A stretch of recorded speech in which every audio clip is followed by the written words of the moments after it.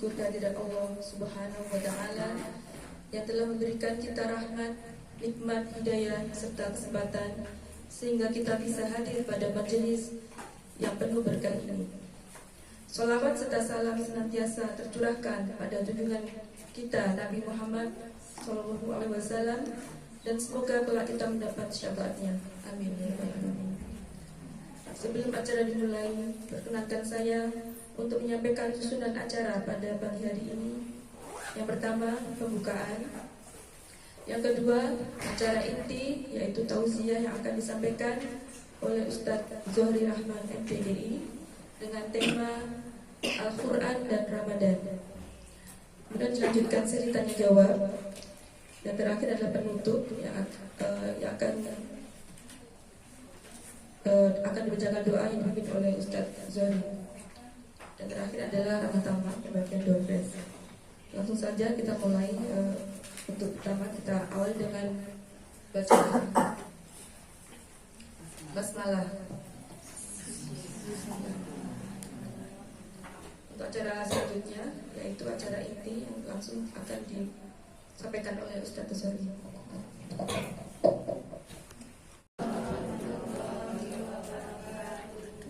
Alhamdulillah alladzi bi ni'matihi tatimmu shalihat walhamdulillahi ala kulli halin asyhadu an la ilaha illallah wahdahu la syarika lah wa asyhadu anna Muhammadan abduhu wa rasuluh. Qala Allah ta'ala fi kitabihil karim a'udzu billahi minasy syaithanir rajim. Bismillahirrahmanirrahim. يا أيها الذين آمنوا اتقوا الله حق تقاته ولا تموتن إلا وأنتم مسلمون.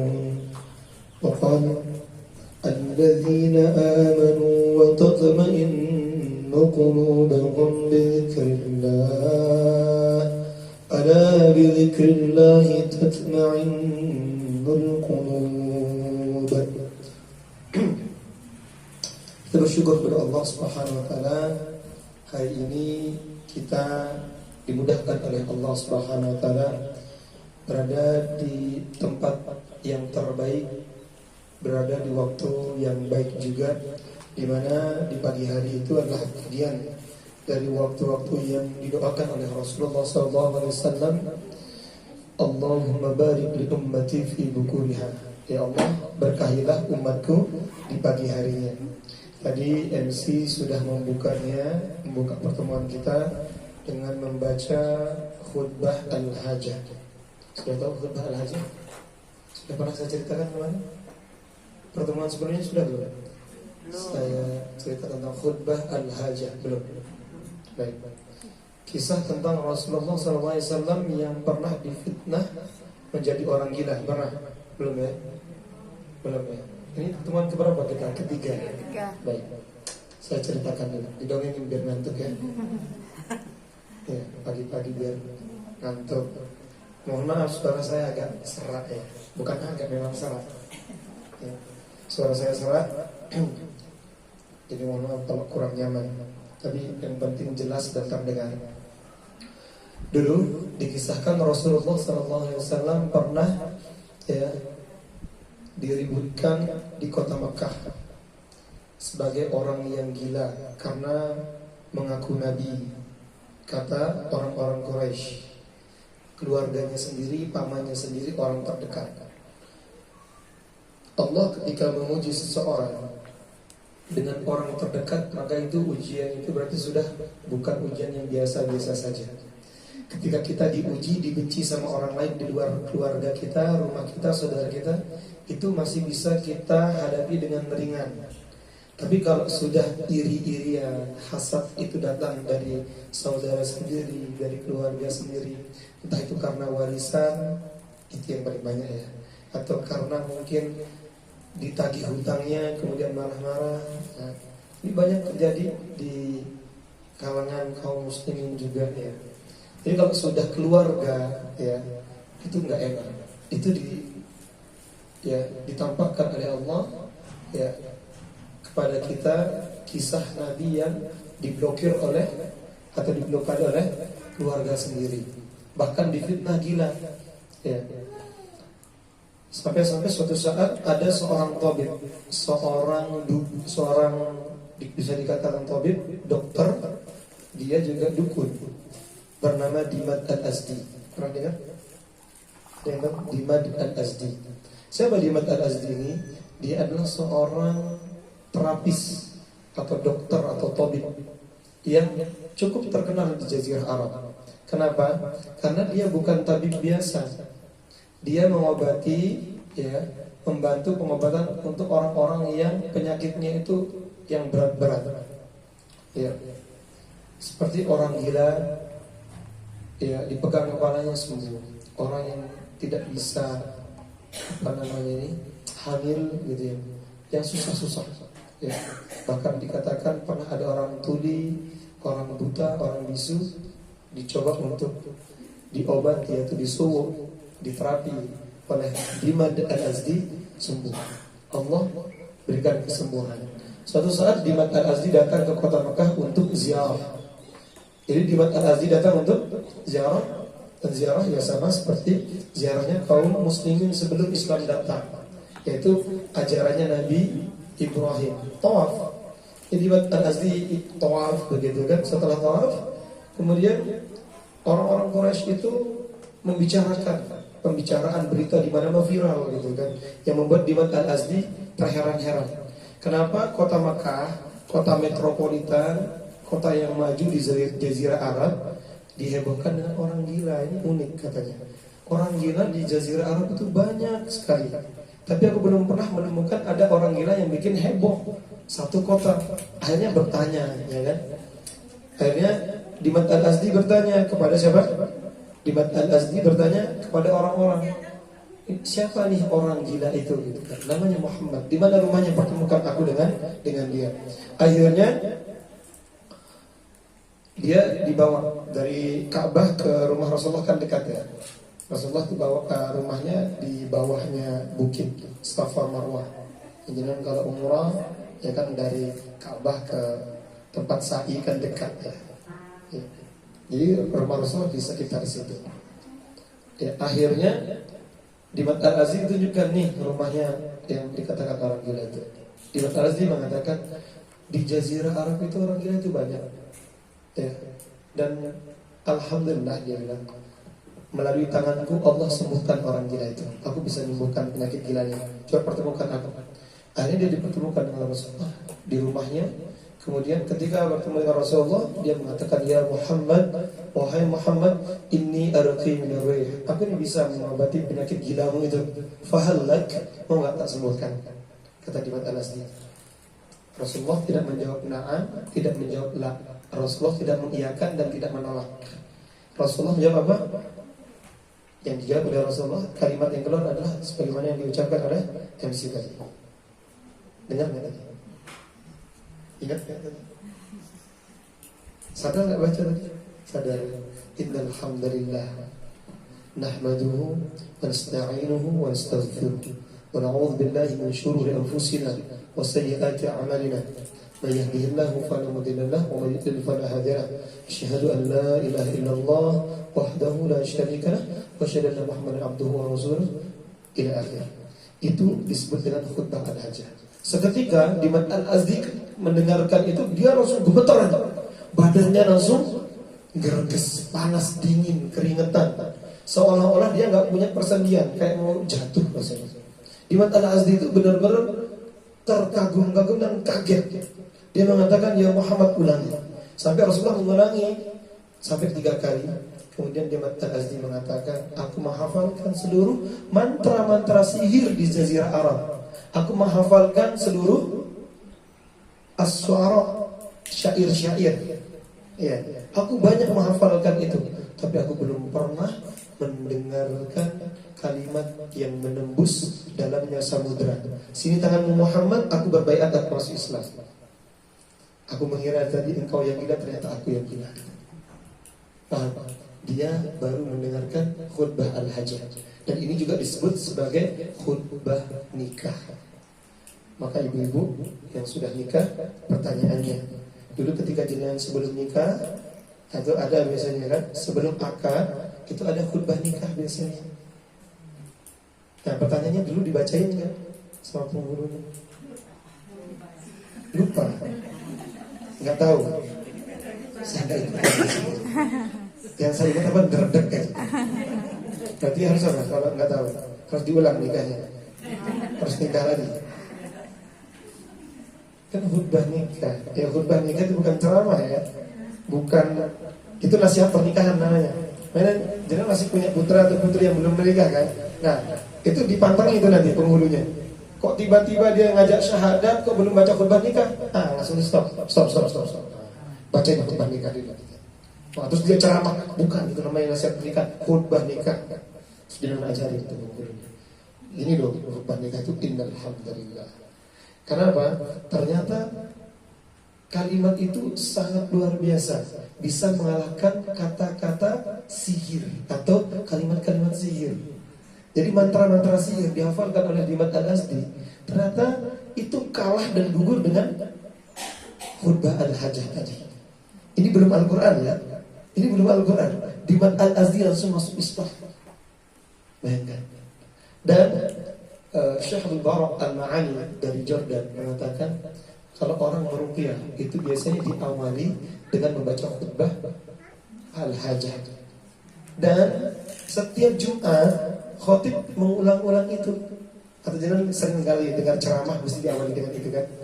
Supaya apa? Supaya kita tidak gila gitu. Supaya ya ada indikasi ODGJ-nya jenengan itu ya ternetralisir. Selama kita berinteraksi dengan manusia, kita ada kecenderungan kena ODGJ, stres, ya, overthinking. Itu yang akan menjadi pembahasan kita. Ramadan, Al-Quran dan Ramadan. Ternyata Allah turunkan Al-Quran dan Ramadan ini salah satunya adalah supaya hambanya itu hidup dalam kebahagiaan di dua dimensi, di dunia dan di akhirat. Allah turunkan Al-Quran dan Ramadan nanti ini yang kurang 3 bulan lagi ya. Dulu para sahabat menyambutnya itu 6 bulan sebelumnya. Berarti dari bulan apa? Dari bulan apa coba sahabat mempersiapkan Ramadan? Dari bulan apa berarti? Kalau 6 bulan sebelum Ramadan. Rabiul Awal, Rabiul Akhir, terus Jumadil Awal, Jumadil Akhir, Rajab, Sya'ban. 6 bulan sebelum Ramadan itu dipersiapkan. Saking dahsyatnya. Ada apa sih di bulan Ramadan dan ada apa dengan Al-Quran? Dan Ramadan itu disebut dengan Syahrul Quran, bulannya Al-Quran. Yang mana ya isinya Ramadan itu dicontohkan oleh Rasulullah. Rasulullah itu sangat banyak membaca Al-Quran, banyak murojaah dengan Jibril di bulan Ramadan. Ya, ada apa sih sebenarnya? Nah, itu yang kita bahas hari ini. Tadi di awal di awal pertemuan ya, ada satu surat yang saya bacakan, yakni surat Ar-Ra'd ya, Ar-Ra'd ya, di ayat ke-28. Surat ke-13 ayat ke-28 di situ, alladzina amanu wa tatma'innu qulubuhum bi dzikrillah. Dan orang-orang yang beriman itu dan hati-hati mereka itu tenang dengan berzikir kepada Allah. Ala bi dzikrillah tatma'innul qulub. Ya, tatma'innul qulub. Dan hanya dengan mengingat Allah hati akan tenang. Dan mengingat Allah itu ciri-ciri utamanya, zikir itu yang salah satu puncaknya adalah sholat. Dan di dalam sholat itu ya, zikir kita yang paling banyak adalah ketika membaca Al-Quran. Nah, apa hubungannya? Karena manusia itu setiap hari tidak pernah terbebas dari ancaman overthinking. Dan orang yang overthinking itu tidak akan mampu menjalankan puasa, tidak akan mampu menjalankan sholat, zakat, kemudian dia tidak akan mampu melakukan semua ibadah kalau masih ada overthinking. Saya rasa kita semua pernah overthinking ya. Pernah overthinking ya? Tahu overthinking? Ya. Overthinking itu membawa seseorang itu ke dua arah, ke arah depan, masa depan dan masa lalu yang akan datang, future sama masa lalu. Overthinking ini membuat seseorang itu yang ke arah depan. Apa yang dibuat oleh overthinking? Membuat orang itu gelisah, cemas, takut bertindak, ya, khawatir. Itu overthinking. Nanti kalau gini gimana, gitu kan? Dia terjebak oleh pikiran orang lain. Itu overthinking. Ketika mau pergi kondangan, nih mau berangkat kondangan, bingung. Buka lemari, terus dia bilang sama suaminya atau sama temannya, aku gak punya baju. Lemari itu baju itu. Dia bilang aku gak punya baju untuk pergi kondangan. Ya, dia terjebak oleh apa? Pikiran orang. Dia pengennya ketika dia pakai baju nanti dilihat. Faktanya kalau jenengan datang kondangan, itu orang yang gak akan peduli jenengan pakai baju apa. Ya, jangan mau pakai kebaya atau pakai apapun, orang gak akan peduli. Tapi kita tuh sering kali di depan cermin itu banyak, lama sekali gitu ya. Banyak sekali waktu yang terbuang depan cermin gitu kan. Supaya apa? Menganggap bahwasanya nanti orang akan menjadi melihat aku. Dan orang ya cuek-cuek aja. Orang kan kesana ya mau makan juga kan begitu. Yang dilihat kan prasmanannya, bukan jenengan. Karena jenengan nggak ngenyangin juga kan gitu kan. Apalagi kalau wajahnya penuh tekanan begitu semuanya gitu. Ya kan gitu ya. Artinya ketika kita ya, sudah terjebak oleh overthinking, manusia senantiasa seperti itu. Bahkan ada tuh yang diajarkan oleh guru kita tentang bagaimana caranya mendapatkan ampunan Allah tanpa beristighfar. Pernah nggak tahu ada amalan yang bikin kita itu diampuni sama Allah tapi tanpa istighfar, tanpa mengucapkan astagfirullah? Enak nggak kira-kira? Enak nggak kira-kira? Enak. Mau ilmunya nggak? Nah, nanti kalau ada kondangan, jangan kalau buat alis itu harusnya disambung. Terus kalau buat lipstick yang tebal. Nah, itu nanti jenengan akan diampuni, akan dirasani. Nah di situ Allah mengampuni dosa-dosa dia.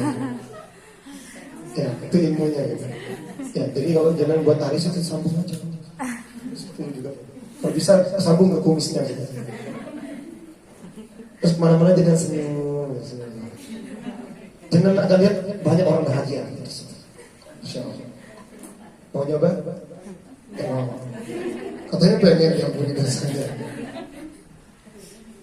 Jadi ya benar, kalau jangan pakai lipstick kata agak mencereng. Jadi atau lipstick biasa aja kayak gitu, tapi giginya jangan lipstick juga. Nah, terus jangan senyum gitu kan.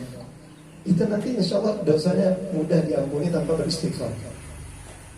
Ya. Ini overthinking namanya. Manusia itu sering terjebak apa? Oleh pikiran orang, penilaian orang. Aku mau hajatan nih, gitu kan? Misalnya, nggak enak nih kalau hajatan. Jangan pakai karpet itu, nggak enak dilihat. Ya mampunya itu ya sudah. Kadang-kadang gitu maksa suami udah check out lagi gitu.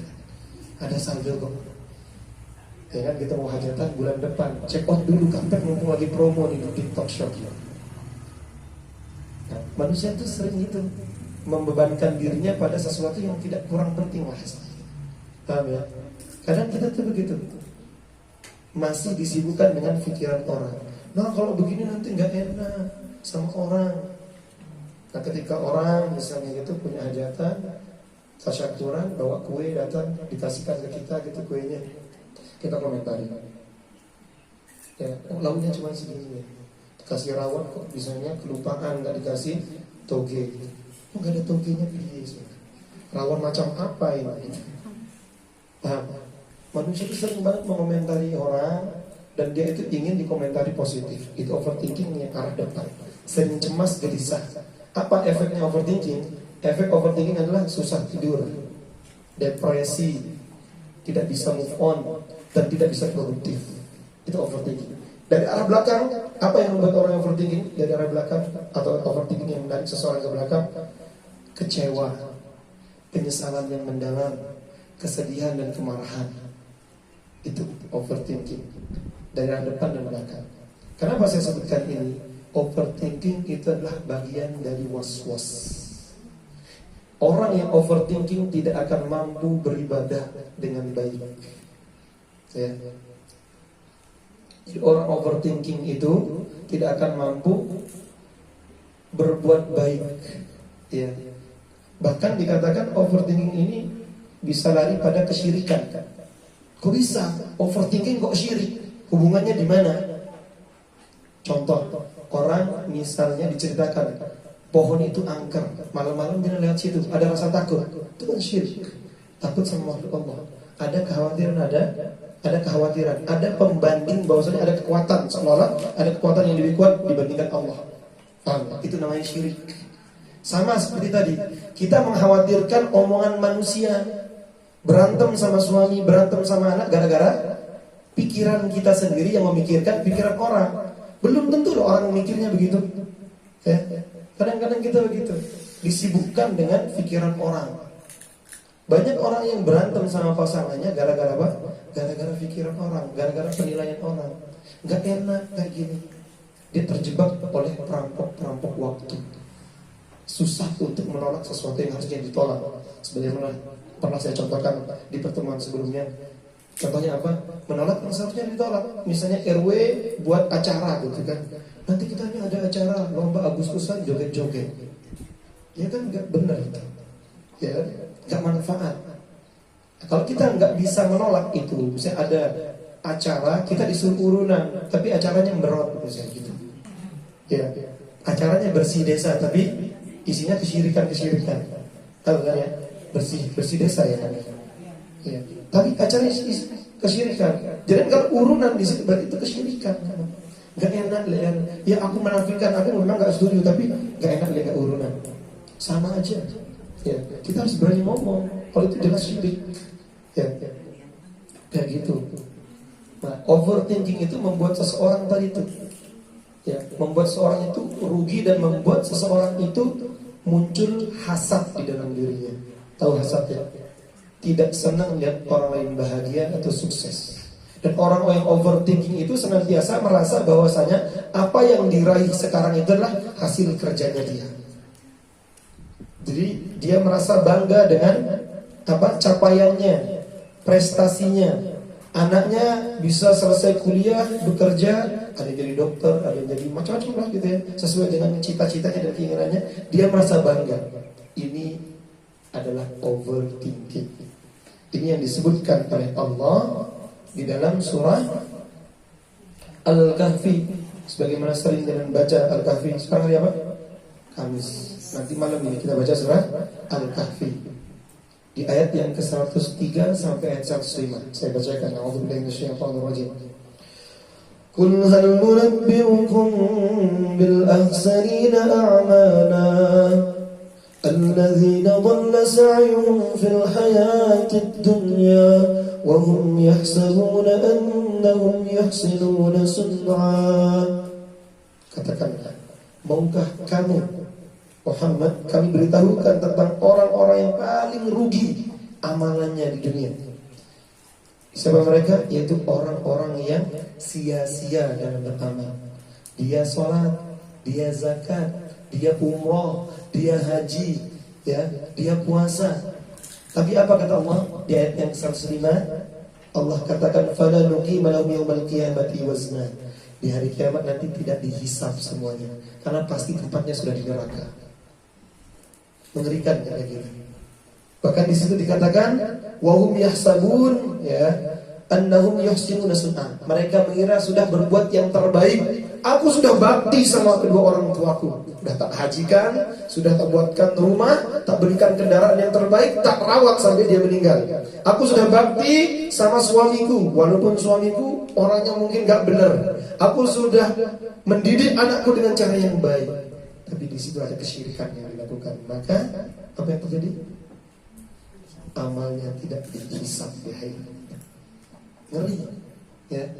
Itu kesyirikan. Dan awal kesyirikan itu diawali dari apa? Overthinking. Overthinking itu menganggap bahwasanya ada selain Allah yang bisa memberikan ancaman. Takut terhadap penilaian orang, itu bagian dari kesyirikan. Maka hidup kita ini tugasnya adalah melayani Allah, bukan melayani manusia. kita bekerja melayani suami, anak, mertua kita, tetangga kita, berbuat baik kepada mereka karena kita melayani Allah, bukan karena melayani mereka. Maka overthinking ini kenapa bisa terjadi? Ternyata ada dua koneksi yang rusak. Apa itu? Yang pertama self connection namanya, koneksi diri, dan social connection, koneksi sosialnya rusak. Apa yang merusak itu? Yang merusak adalah sosial media. Dia bersosial tapi di dunia maya, bukan di dunia nyata. Sehingga orang kalau banyak scroll TikTok, Instagram, YouTube, Reels yang dibaca, yang dilihat, disibukkan di situ, apa yang terjadi? Dia lupa terhadap dirinya. Koneksi ke dalam dirinya lupa, sehingga muncul yang namanya overthinking. Kebanyakan orang gampang gelisah. Kenapa? Gara-gara dia suka berinteraksi ke arah luar. Ada perumpamaan. Sekarang misalnya orang-orang yang hadir di majelis taklim Yasmin misalnya, bulan depan dapat umroh gratis di Sangoni 500 juta. Senang nggak? Senang nggak? Senang ya. Dan majelis taklim sebelah yang lainnya itu dapat 3M. Senang nggak? Berubah kan? Berubah kan? Yang lainnya dapat 3M, ada yang dapat 7M, ada yang dapat 10M. Tapi khusus jenengan dapat 500M. 500 juta. Gimana? Berubah kan kira-kira? Berubah kan kira-kira gitu? Temennya jenengan yang lain. Kalau seandainya begitu, jenengan milih yang mana? Pindah ke sana atau tetap di sini? Sama nambah di sana. Ya, wajar. Berubah. Kenapa? Karena kita membandingkan diri kita dengan orang lain. Overthinking itu sering membuat seseorang itu membandingkan dirinya dengan orang lain. Itulah hasad. Ya. Nikmat yang Allah berikan kepada orang lain kita bandingkan. Berarti kita menganggap bahwasanya Allah salah dalam memberikan nikmat. Nauzubillah. Orang hasad itu seperti orang yang minum racun tapi mengharapkan orang lain yang mati. Itu orang hasad. Makanya jangan heran, jangan iri dan jangan takut atau jangan cemas sama orang yang hasad. Dia itu seperti orang yang minum racun tapi mengharapkan orang lain yang mati. Itu orang hasad. Dia sendiri sebenarnya yang merugikan dirinya. Paham ya? Ya konyol tuh kayak gitu tuh. Dia yang minum racun mengharapkan orang lain yang mati. Jadi perumpamaan orang hasad seperti itu. Itulah orang yang overthinking. Was-was dari setan itu akan membuat seseorang itu punya sifat yang membuat orang itu overthinking, overprotective. Dia menjadi orang yang introvert, menjadi orang yang extrovert, menjadi orang yang NPD, ya, flying victim, semuanya. Semua yang over itu tidak baik, kecuali makeover. Makeover, makeup di belakang masih ada. Ya. Misalnya suami gajian langsung dioper gitu dengan itu, dioper ya. Nah, itu baik kalau yang itu. Ya. Apa hubungannya dengan overthinking, puasa Ramadan dengan Al-Quran? Nah, tadi itu orang overthinking itu ternyata dia menjadi orang-orang yang disifati oleh Rasulullah sebagai orang yang mahjurah. Ingat nggak mahjurah? Sudah kita bahas kalau masalah ini. Al-Mahjurah, surat Al-Furqan, surat ke-25 ayat 30. Di pertemuan sebelumnya apa sebelumnya lagi? Keluhannya Rasulullah. Ingat? Masa belum kita bahas? Punya catatan nggak ibu? Rasulullah pernah mengatakan apa? Ya Rabb, inna qaumi ittakhadhu hadzal Qur'an mahjura. Ya Allah, sesungguhnya kaumku menjadikan Al-Quran ini mahjura, sesuatu yang diabaikan. Belum kita bahas ini. Sudah kan? Pertama kali dulu kan? Ya, pertemuan pertama. Nah, mahjura itu karena dia mengabaikan Al-Quran, mengabaikan zikrullah. Maka Allah sebutkan di dalam surat Thaha ayat 125, 124, 125. Coba dicek. Maksudnya saya salah menghafal. Surat Thaha, ya. Surat Taha, surat ke-20, ayat 124, 125 kalau nggak salah. Oh ya benar. Di situ Allah sebutkan, A'udzubillahi minasyaitonir rajim. وَمَنْ أَعْرَضَ عَنْ ذِكْرِي فَإِنَّ لَهُ مَعِيشَةً ضَنكًا وَنَحْشُرُهُ يَوْمَ الْقِيَامَةِ أَعْمَى قَالَ رَبِّ لِمَ حَشَرْتَنِي أَعْمَى وَقَدْ كُنْتُ بَصِيرًا.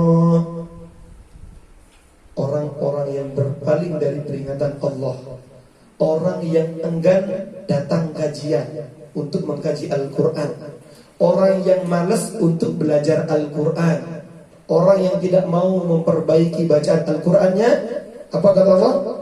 Ya, fa inna lahu ma'isyatan danka, pasti akan diberikan kehidupan yang sempit. Jadi kalau kita sudah mahjur, jauh dari Al-Quran, Allah akan sempitkan hidup kita. Kemudian disebutkan wa nahsyuruhu yaumal qiyamati a'ma, dan di hari kiamat nanti dia akan dibangkitkan oleh Allah dalam keadaan buta. Banyak manusia sekarang itu masih bisa melihat, tapi nanti di akhirat dia dibangkitkan dan dikumpulkan oleh Allah dalam keadaan buta. Kemudian dia tanya kepada Allah, qala rabbi lima hasyartani a'ma, ya Allah, kenapa engkau kumpulkan aku, bangkitkan aku dalam keadaan buta, sedangkan dulu aku di dunia itu masih bisa melihat loh ya Allah, kenapa kok sekarang aku buta? Jawabannya di ayat 126 di ayat sebaliknya ya. Qala kadzalika atatka ayatuna fanasitaha. Allah, bukankah telah datang ayat-ayat kami untuk kalian pelajari, tanda-tanda kebesaran kami, datang Al-Quran, tapi kamu pura-pura bodoh, pura-pura apa? Pura-pura bego, pura-pura cuek. Kamu mengabaikan Al-Quran, kata Allah.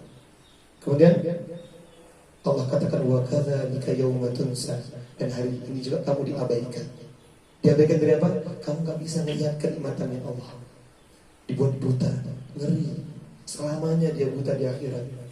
Maka ada orang yang di dunia ini hidup dalam keadaan buta, tapi nanti di akhirat dia bisa melihat.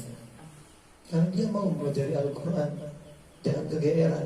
Sekarang kita bisa melihat, tapi kadang-kadang mata hati kita dibutakan. Kapan itu terjadi? Ketika seseorang itu sudah membiarkan was-was itu tetap muncul di dalam dirinya. Ya, itu ini bagian dari recharging keimanan kita. Allah sudah memperingatkan dalam surat Taha ayat 124 sampai 126.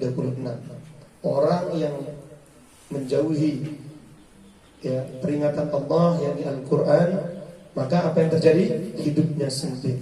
Dalam surat Az-Zukhruf ayat 36 Allah sebutkan, wa may ya'shu 'an dzikrir rahman nuqayyid lahu syaitanan fa huwa lahu qarin.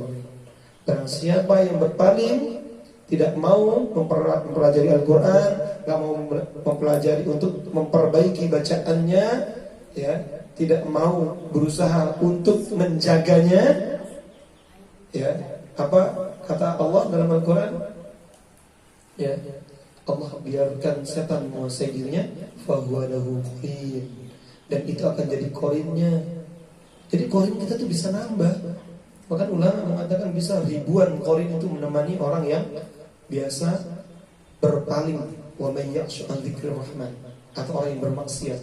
Jadi ada setan yang datang nemenin untuk menjadi sutradara hidupnya, sehingga apapun yang dilakukan dia tidak mampu melihat nikmat Allah, gak bisa mensyukuri nikmat Allah. Oleh karenanya orang ya yang ingin ya hidupnya bahagia, syaratnya satu, dia bertakwa. Apa? Takwa. Nah, untuk mencapai takwa ini, itulah yang menjadi tema kita, yaitu Al-Quran dan Ramadan. Al-Quran, kita buka surat Al-Baqarah ya. Ini Al-Quran, insyaAllah. Luar biasa, Allah turunkan Al-Quran itu bukan kata-kata biasa. Dia itu sangat presisi. Di surat Al-Baqarah di ayat pertama Allah sebutkan alif lam mim, dzalikal kitab la raiba fihi, atau dzalikal kitab la raib fihi hudan lil muttaqin. Ada yang pernah baca begitu? Pernah? Jarang ya. Kita lebih seringnya la raiba fihi, berarti gitu ya. Jarang membaca La raib. Itu sesekali kita bening, itu boleh dibaca begitu. Artinya apa? Kalau la raib artinya tidak ada apa, jangan ragu. La raib, jangan ragu. Ya. Dzalikal kitab la raib. Inilah kitab. Dzalika itu artinya apa? Itu. Terjemahannya apa? Di situ terjemahannya apa kalau di Al-Qur'an? Di HP yang jenengan apa terjemahannya? Inilah kitab. Dzalikal kitab, itu inilah kitab ya. Padahal itu Allah menggunakan kata dzalika. Apa maknanya? Maknanya adalah dzalika ini maksudnya adalah tempatnya itu jauh. Ya, tempatnya itu tinggi sehingga manusia itu tidak ada yang mampu menjamah yang namanya Alkitab. Maka Alkitab itu ya, kita lihat penjelasannya, dzalikal kitab la raiba fih. Tidak ada keraguan baginya. Hudan lil muttaqin. Hudan ini masdar. Ya, bukan fi'il mudhari' atau bukan fi'il madhi yang menceritakan tentang yang lampau atau yang sekarang. Tapi ini secara umum. Hudan itu maknanya umum. Dulu, sekarang dan nanti. Petunjuk bagi orang-orang terdahulu yang sekarang, dan buat kita juga nanti nih ke depannya, besok, nanti sore, itu petunjuk buat kita. Atau yang belum lahir, itu bagian dari kemukjizatan Al-Quran. Makanya dikatakan hudan lil muttaqin, untuk orang-orang yang bertakwa. Apa itu takwa? Ulama menjelaskan takwa itu secara bahasa artinya menghindar. Apa? Menghindar atau menjauh. Menghindar, menjauh, atau bisa bermakna juga menahan. Maka sinonimnya takwa itu salah satunya kalau menahan, sinonimnya apa? Soma. Soma yasumu soma. Soma, berpuasa itu menahan, artinya menahan. Maka ciri-ciri orang yang sombong atau orang yang bisa mendapatkan puasa Ramadannya baik, nanti dia pintar nahan. Pintar nahan. Enggak segera check out tuh, walaupun keranjangnya 99 plus. Ya, dilihat di keranjangnya wah sudah 99 plus. Ya, kalau gampang gitu kan check out COD gitu ya. Paket tadi tanda-tanda sombongnya belum sukses. Belum mampu untuk menahan. Ya, karena ujiannya manusia, kata Rasulullah kan, ujian umatku adalah harta. Dan kalau jangan buka pasar di HP-nya jenengan, tidak akan terjadi hari kiamat, kata Rasulullah, sampai pasar itu berdekatan. Ya, pasar itu sangat dekat. Ya, ini sekarang sudah terjadi ya. Ya. Toko Madura itu mana-mana. Ada yang punya toko Madura di sini. Ngalahin Indomaret kan ya, 24 jam. Ya kan? Karyawannya nggak ganti-ganti, itu aja. Itu 24 jam tuh. Bahkan di HP kita udah jadi pasar sekarang. Ya, pernah kaget kan? Sengaja kayaknya ya, biar nggak ganti. Baik, sampai mana tadi? Sampai mana? An-nabiyina yu'minuna bil-ghaib. Sampai muttaqin. Muttaqin itu takwa artinya apa tadi? Menjauh, menghindar atau menahan. Menjauh dari apa? Kata ulama, menjauh dari 3 hal. Yang pertama, menjauh dari kekufuran menuju dengan cara beriman. Itu yang pertama. Menjauh dari kekufuran dengan cara beriman. Kufur itu artinya menutup diri dari untuk tidak mengimani, atau menutup mata hati untuk tidak melihat betapa banyak nikmat yang Allah berikan sebagai bukti tanda kebenarannya Allah. Maka kita lawannya itu iman. Yang kedua, yaitu menghindar dari segala larangan Allah untuk dengan cara menjalankan perintahnya. Dan puncaknya yang tertinggi takwa itu apa? Puncak tertinggi dari takwa itu adalah menjauh atau tidak mengerjakan semua aktivitas, semua amalan yang menjauhkan pikiran kita kepada Allah. Ya, apapun pekerjaan yang membuat pikiran kita jauh dari Allah, itu harus dihindari. Itu puncak dari ketakwaan. Karena disebutkan min husnil islamil mar'i tarkuhu ma la ya'ni. Di antara ciri-ciri keislaman orang itu baik dan bagus, tarkuhu ma la ya'ni. Dia meninggalkan yang tidak baik untuk dirinya. Tarkuhu dari kata tarok. Kalau kita sering dengar kata tirakat, pergerakan, ada tak marbutoh. Berarti tirakat itu berarti menjauhnya itu benar-benar, menghindarnya itu benar-benar luar biasa. Ya. Qara'a itu artinya ketukan. Al-qari'ah, tambahkan tak marbutoh, itu ketukan yang sangat dahsyat yang belum pernah terdengar sama sekali. Telinga kita manusia nggak pernah mendengarkan ketukan yang sangat dahsyat. Nanti di hari kiamat itu disebut juga al-qari'ah.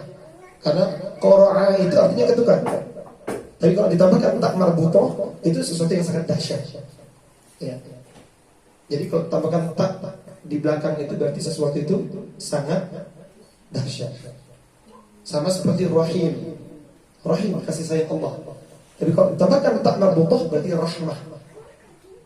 Ya. Mencakup Rahman dan Rahim. Itu rahmah. Itu kunci masuk surga. Itu.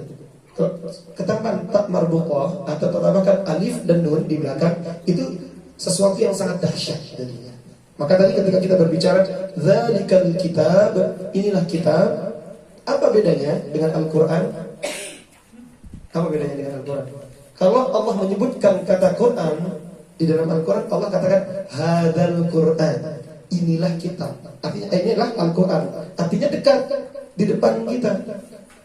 Kalau dzalika itu gak bisa dibaca, itu jauh. Tempatnya di Lauhul Mahfuz. Maka Alkitab itu apa saja? Zabur, Taurat, Injil, Al-Quran. Itu Alkitab. Dzalikal kitab la raiba fihi hudan lil muttaqin. Tunjuk bagi orang-orang yang bertakwa. Bukan hanya Nabi Muhammad saja yang bertakwa, sebelum-sebelumnya juga. Siapa mereka? Nih jawabannya. Alladzina yu'minuna bil ghaib. Yang pertama yang disebutkan ciri-ciri orang bertakwa adalah dia percaya sama yang gaib. Makanya tadi dikatakan orang menjauhi kekufuran ya harus beriman dulu, beriman terhadap yang gaib. Alladzina yu'minuna bil ghaib. Orang bisa menghindari kemaksiatan karena dia beriman kepada ada malaikat yang ngawasi. Orang nyuri itu karena dia tahunya nggak ada yang melihat kan gitu. Kalau dia tahu ada CCTV dia nggak berani nyuri. Paham ya? Jadi banyak orang bermaksiat itu karena merasa nggak diawasi. Makanya kalau orang bermaksiat itu mesti sembunyi-sembunyi. Ya, orang selingkuh, orang ke hotel kan nggak mungkin terang-terangan nge-live gitu kan, streaming gitu kan nggak mungkin. Ya, orang selingkuh sebelum streaming gitu kan. Halo guys, nih kita lagi selingkuh guys, gitu kan? Ya kan enggak ya. Jadi orang mau nyuri terus mau streaming gitu nggak mungkin. Nah, karena dia merasa bahwasanya nggak ada yang ngawasi. Maka alladzina yu'minuna bil ghaib. Dia beriman kepada Allah yang ghaib, yang tidak terlihat tapi melihat. Ya. Ghaib itu artinya tidak bisa dilihat dan tidak bisa diraba meskipun itu ada. Ini kan jamaah pertemuan hari ini sama bulan kemarin kan ada yang bulan kemarin hadir, sekarang ghaib dia. Dulu kemarin ada yang duduk di sini kan. Ini ghaib kan, nggak terlihat, nggak bisa diraba. Tapi orangnya ada, tapi nggak tahu di mana. Itu namanya ghaib. Ya. Gitu. Ada yang kemarin nggak ada sekarang, kemarin goib sekarang ada. Ya, ya kan gitu. Kemarin goib ya. Oh saling nunjuk gitu. Ya kan sekarang hadir gitu kan. Nah, alladzina yu'minuna bil ghaib wa yuqimuna shalah. Itu ada hikmah. Orang tidak akan mampu mengerjakan sholat secara sempurna, disiplin, khusyuk, nikmat kecuali dia beriman kepada yang ghaib. Gak mungkin kita bisa khusyuk sholatnya kalau kita gak beriman sama surga neraka, beriman kepada Allah, beriman kepada hari kiamat. Gak mungkin. Maka yang pertama kali yang harus dilakukan untuk menghindari tadi yang namanya overthinking adalah mencoba meyakini yang gaib. Alladzina yu'minuna bil ghaib wa yuqimuna shalah wa mimma razaqnahum yunfiqun. Dan terhadap rezeki kami mereka infakkan. Rezeki itu bukan hanya finansial, bukan hanya duit, bukan hanya harta. Jadi rezeki itu adalah apapun yang Allah titipkan kepada kita. Allah titipkan mata, ya sudah, gunakan mata kita ini untuk melihat yang baik-baik. Ya. Allah berikan kita lisan, gunakan lisan kita untuk yang baik-baik. Ya.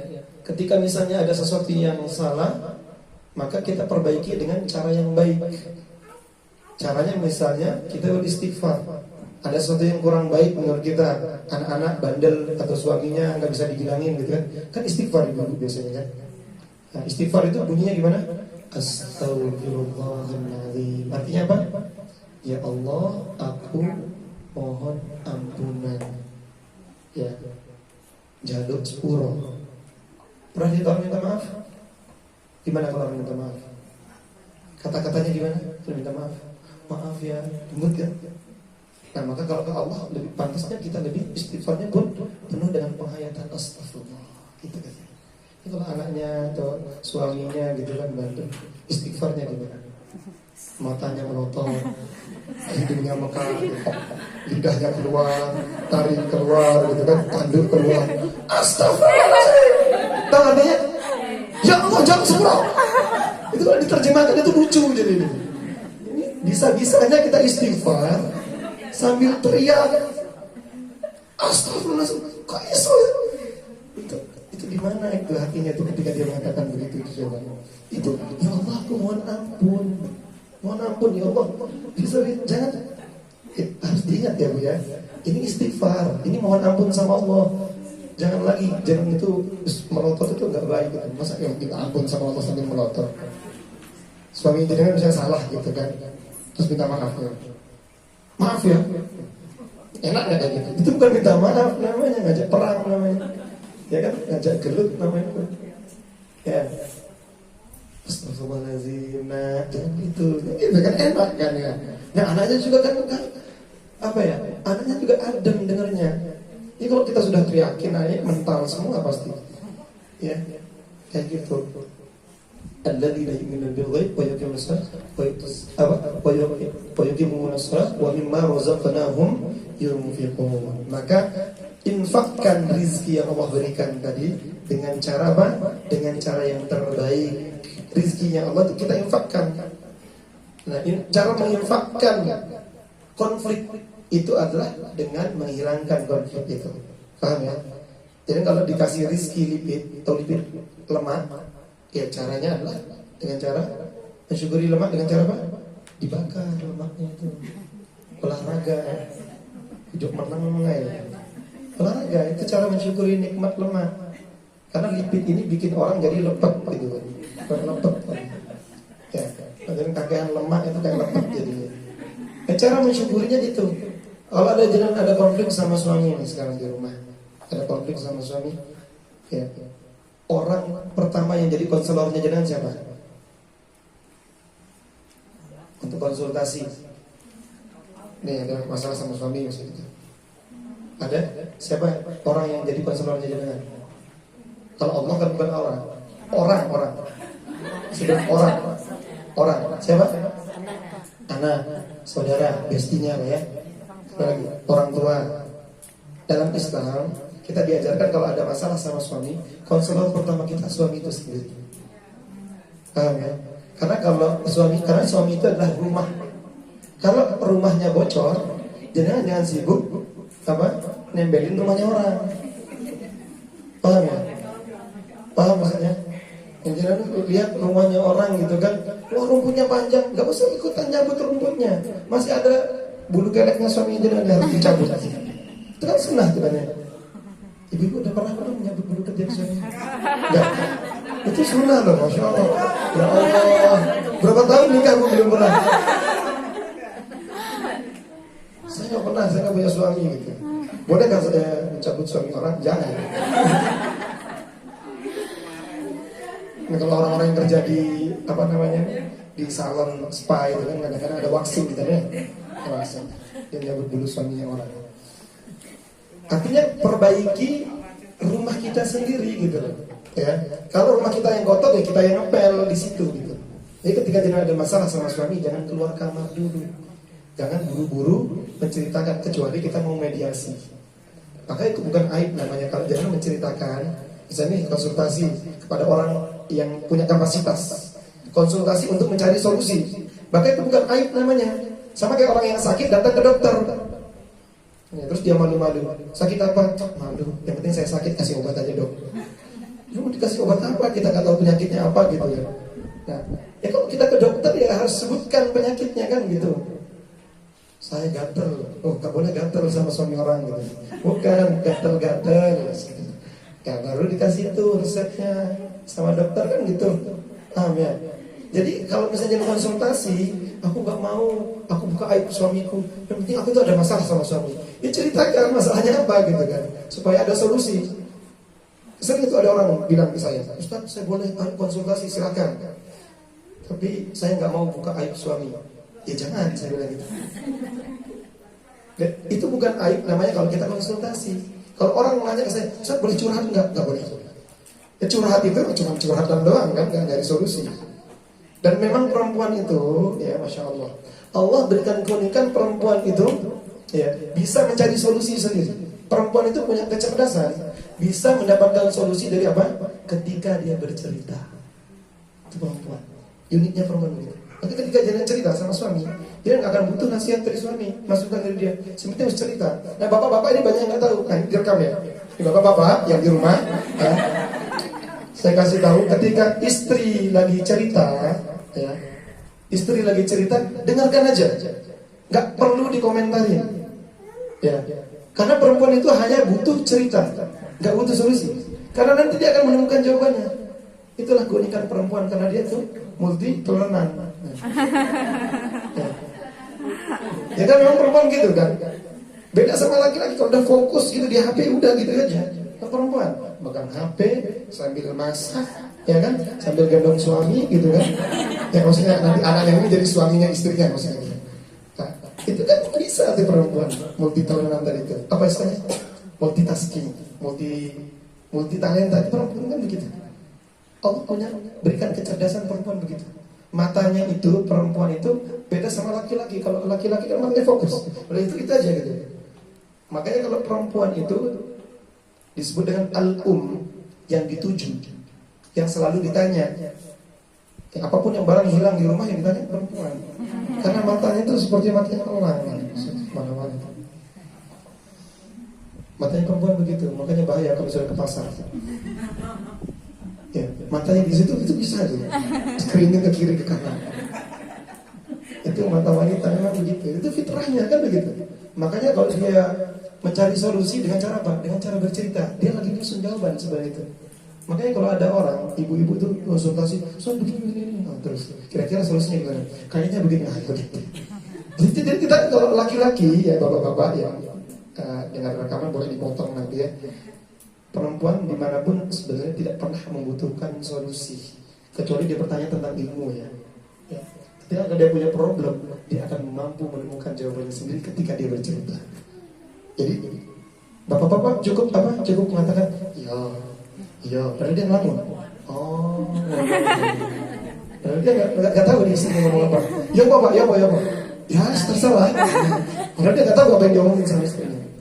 Tapi perempuan ketika sudah bercerita seolah dia lagi didengar, itu merasa dihargai, merasa diperhatikan. Kalau suaminya harus ngorok. Ya gitu. Tapi yang penting didengar. Itulah uniknya perempuan. Ini cara menginfakkan rezeki yang Allah berikan. Supaya apa? Supaya kita tidak overthinking. Nah, overthinking tadi yang rusak apa? Dua tadi. Self connection dan social connection. Jadi dia lupa melakukan inner journey. Tahu inner journey? Apa inner journey? Dia lupa berpetualang ke dalam dirinya. Kalau kita lebih banyak bersosial di ini, sosial media, ya, kita lebih mudah membandingkan hidupnya orang. Dan ini yang bahaya itu kalau dengerin potongan-potongan ceramah. Banyak orang sekarang bercerai gara-gara dengerin potongan-potongan ceramah, tidak secara utuh. Sehingga akhirnya baperan. Tuh kan, dikirim ke suaminya, dikirim ke suaminya. Oh, rungokkan gitu. Nah, dilebokkan ke telinganya gitu kan, nasihat-nasihat itu nggak bisa, ya. Memang itu bisa jadi evaluasi untuk diri kita saja. Apapun yang jangan dengar dari sosmed itu untuk diri kita. Jangan sampai langsung lihat ini, wah, bagus nih tak sindir orangnya, langsung buat status. Tak buat status ya, ternyata untuk nyindir orang. Cukup sindir diri kita sendiri dengan nasihat itu. Itulah yang disebut dengan alladzina yu'minuna bil ghaib. Itu bedanya tadi antara Alkitab dengan Al-Quran. Al-Quran itu dari kata qara'a. artinya apa? Yang dibaca. Tambahkan alif dan nun, Quran. Jadinya bacaan yang sempurna, bacaan yang sangat dahsyat. Ya, kalau ketambahan tak marbutoh dan di belakang ini biasanya sesuatu itu sangat dahsyat. Ya, sujud ada nama istilah sajadah, tempat sujudnya. Ya. Itu. Ya. Jid itu kakek. Nah, jiddah tambahkan tak marbutoh nenek. Nah, berarti dahsyat. Karena yang dahsyat memang yang wanitanya kan begitu. Yang dimuliakan oleh Allah yang itu. Qiyam itu berdiri atau sesuatu yang sudah ditetapkan. Kiamat. Tambahkan tak marbutoh, jadinya apa? Berarti sesuatu ketetapan yang tidak mungkin berubah. Ketetapan yang sudah pasti. Paham ya? Jadi dalam bahasa Arab itu kalau ada tak marbutoh di belakang, itu artinya sangat dahsyat. Soim, puasa, soimah, nah itu jadinya soimah. Soimah itu perempuan yang berpuasa. Ya, perempuan yang menahan. Makanya kalau jangan lihat soimah kan selalu menahan diri untuk tidak berteriak, untuk tidak tertawa, gitu ya. Nah, soim itu orang yang berpuasa. Soimin, soimah. Soimin, soimah dan soimah semuanya. Jadi Al-Quran dan Ramadan, apa hubungannya nanti antara overthinking Al-Quran dan Ramadan? Hubungannya adalah ternyata di bulan Ramadan itu ya, Allah lipat gandakan pahala. Pahala di sini maknanya adalah kebaikan, kebermanfaatan. Jadi baca Al-Quran sekarang dan di bulan Ramadan tentu manfaatnya itu jelas beda. Manfaat dari segi balasan dan manfaat dari segi perubahan yang kita alami. Ya, tadi Dimad Al-Azdi. Dimad Al-Azdi itu bisa berubah karena mendengarkan apa? Khutbah Al-Hajjah untuk menghilangkan kegilaan. Makanya dipakai untuk khutbah nikah juga supaya nanti calon pengantin nih, suami ini nanti nggak gila, supaya waras dulu. Makanya kalau orang ya, yang saya lihat ya, orang yang kena ODGJ, orang dengan gangguan jiwa, orang yang kena LGBT, itu rata-rata Allah mudahkan kesembuhan. Kenapa? Karena kita juga bacakan ini. Orang kalau punya karakter buruk, ya, bacakan khutbah Al-Hajjah. Itu luar biasa. Apalagi Al-Quran. Paham ya? Jadi dosisnya Al-Quran otomatis lebih dahsyat tuh. Ya. Lebih tinggi dosisnya dibandingkan khutbah Al-Hajjah. Karena khutbah Al-Hajjah itu adalah bagian dari doa. Perlu kita pahami. Ya. Innal hamdalillah, segala puji bagi Allah. Nahmaduhu, kami memujinya, wa nasta'inuhu, dan kami mohon pertolongan kepadanya. Ya. Wa na'udzu billahi min syururi anfusina wa sayyiati a'malina. Ini harus, kalau bisa ibu-ibu udah hafal semuanya. Karena jangan punya suami, punya anak. Kalau punya anak bandel, itu dipegang ke kepalanya. Pegang kepalanya sambil baca. Anaknya misalnya rewel, sakit, 3 penyakit yang bisa diobati dengan Al-Quran dan khutbah Al-Hajjah. Sakit fisik atau medis, sakit jiwa atau psikis, dan sakit hati atau ruhani atau spiritualnya. Itu 3 penyakit itu bisa diobati dengan Al-Quran dan bacakan khutbah Al-Hajjah di awal. Dipegang ubun-ubunnya, kemudian ditiupkan ubun-ubun. Kalau bisa dipijit dengan jarinya nih antara persilangan telinga dengan hidung, itu dipijit. Itu yang disebut apa tadi? Khutbah Al-Hajjah. Jadi kalau orang gila itu dibacain itu, atau orang yang maaf kena LGBT itu bacakan gitu. Saya hampir 300 kasus saya tangani di Kota Malang, kasus LGBT, dan sekarang lagi rawan. Itu semua kenapa? Karena overthinking. Dia merasa apa? Dia merasa bahwasanya aku terjebak pada tubuh yang salah. Dia merasa Allah menciptakan dia sebagai perempuan tapi di tubuh laki-laki. Ada yang merasa bahwasanya aku adalah laki-laki terjebak di tubuh perempuan. Nah, kasus itu banyak. Bahkan pernah saya ceritakan dengan di Masjid Al-Ikhlas. Itu ada seorang ustadz yang konsultasi kepada saya. Ya, dia pergi ngisi kajian. Berangkat ngisi kajian itu ada kitabnya ketinggalan. Pas pulang, kitabnya ketinggalan pulang. Terus dia kaget. Di rumah dia menemukan istrinya sedang berhubungan badan dengan teman perempuannya. Mereka sama-sama saudara. Istrinya juga ustazah. Ini di mana? Akhirnya saya diceritakan itu, saya shock juga dengarnya, karena beliau cukup banyak ya gitu. Akhirnya diruqyah beberapa kali istrinya ini. Suatu saat ketika diruqyah suaminya yang kesurupan juga, dan ternyata suaminya juga homo. Ya, jadi ada saatnya ya orang yang kena gay, lesbian ini itu menikah untuk menutupi statusnya. Ya, dan ini banyak di Malang itu banyak. Dan saya belum pernah menemukan satu pesantren itu bebas dari homo sama gay. Bukan berarti dia takut nanti masukkan anaknya ke pesantren, enggak begitu. Ya, justru di luar bahkan lebih rusak. Karena SMP, SMA di Kota Malang sekarang mereka jualan di marketplace.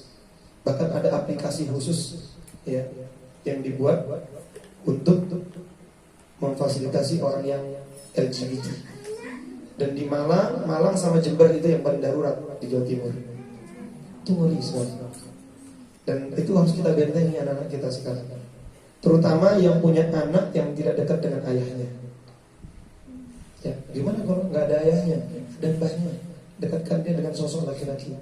Kebanyakan, bahkan hampir 100% anak yang kena LGBT, ya, kemudian gangguan tadi, itu kan awal overthinking semua ya.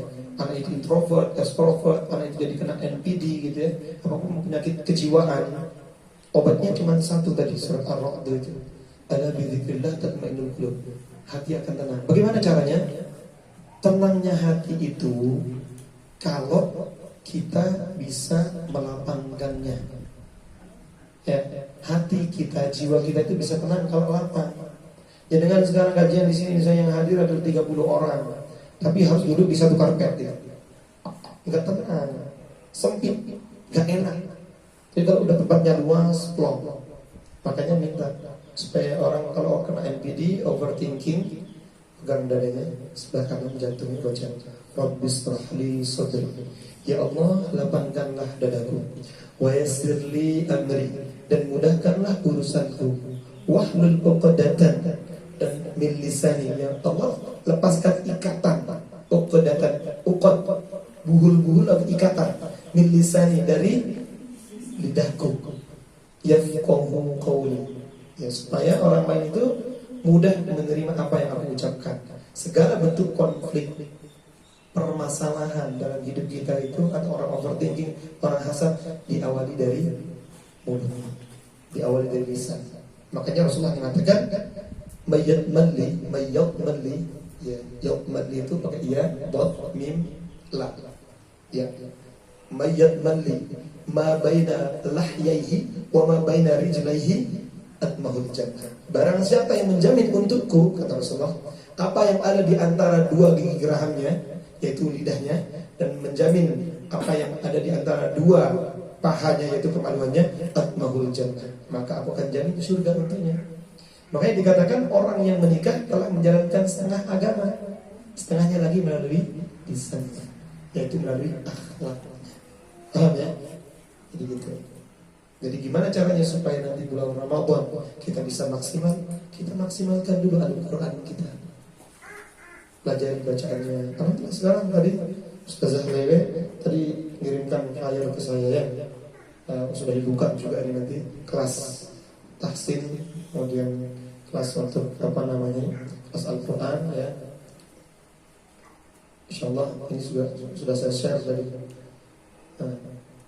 Pada nanya, Ustaz juga ngajar di sana katanya. Oh iya, tapi sebulan sekali untuk tadaburnya. Ini kan kita tadabur Quran ya. Jadi kan ada programnya beliau itu ya, program Yasmin. Yasmin bahasa Indonesia apa? Melati.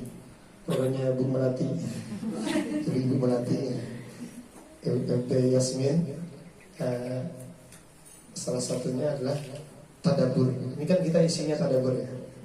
Jadi insyaallah saya memang mintanya begitu ya, setiap kali temanya nanti tentang tadabbur.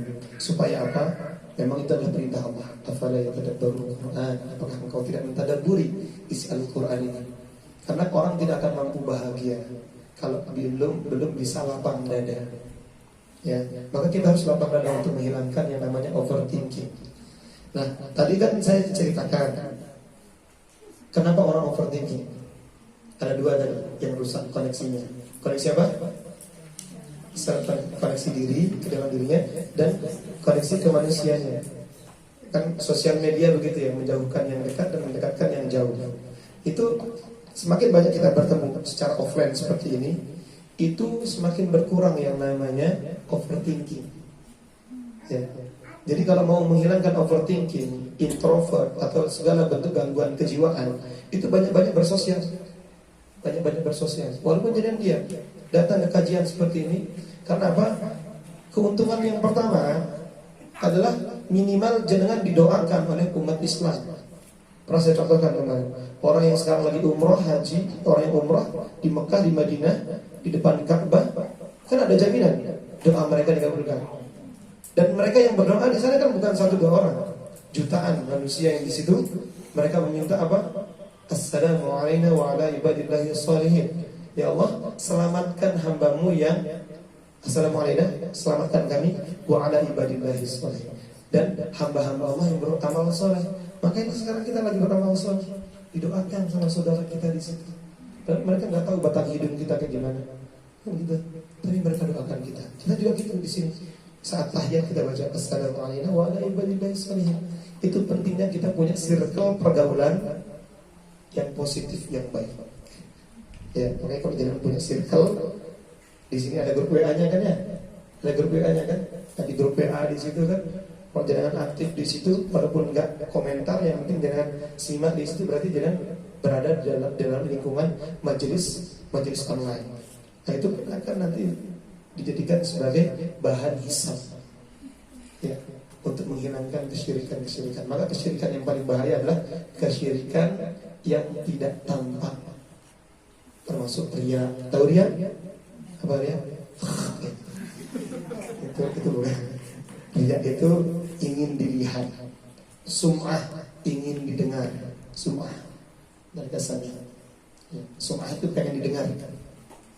Buat hajatan pakai son horeg, solawatan pakai horeg gitu. Saya belum pernah ada kajian yang pakai son horeg.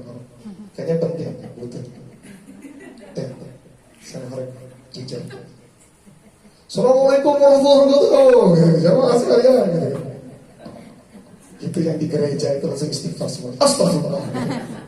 Nah, tahu kan ya? Video gereja yang gempa bumi dia langsung la ilaha illallah gitu kan. Astagfirullah, Allahu Akbar gitu. Ada teman saya pemangku itu ustazahnya Hindu. Dan waktu itu kan pemangku ini jualan roti kayak roti boy gitu. Dan saya pesan ya gitu. Mau rasa apa? Rasa coklat, vanila, sama keju. Ya saya pesan itu. Ya rasa vanila sama berarti 3. Enggak, 1 aja tapi dimasukkan di situ semuanya. Astagfirullahaladzim Ustaz. Padahal dia ini lupa kalau pemangku sebenarnya gitu. Kenapa enggak bilang asyhadu an la ilaha illallah? Kok istighfar saya gitu. Enggak manfaat istighfarnya orang Kristen saya bilang. Orang Hindu saya bilang gitu. Kalau mau bermanfaat istighfarnya tadi, baca asyhadu an la ilaha illallah bisa itu. Dia pemangku, bapaknya ya. Iya bapaknya. Dia pemangku Hindu tapi dia semiran di sana tadi. Saya banyak teman sahabat saya yang biasa saya diskusi sama mereka. Dulu kita punya komunitas di perpustakaan pusat dari Hindu, Buddha, ke Nasrani gitu ya. Saya dulu kan waktu S2 memang ada mata kuliah untuk perbandingan agama-agama. Jadi di situ saya banyak diskusi tentang Alkitab semuanya sama mereka gitu kan. Ya, tapi ya bandel-bandel semua mereka. Ada satu aja dari Katolik itu yang sudah masuk Islam, keseret gitu. Makanya yang lain akan menghindar sama saya. Mencoba bertakwa. Takwa kan menghindar dari kekufuran agamanya dia. Allah Akbar. Silakan kita buka sesi tanya jawab. Ada waktu 39 menit. Ada waktu. Silakan. Ada pertanyaan? Seperti itu.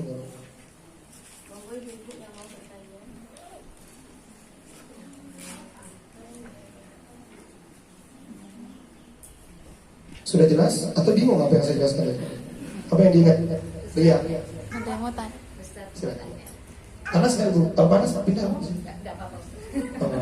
Berjemur. Ini Ustaz, kita kalau overthinking dengan ibadah kita itu gimana Ustaz? Misalnya, aduh ibadah kita itu terima apa enggak ya? Was-was.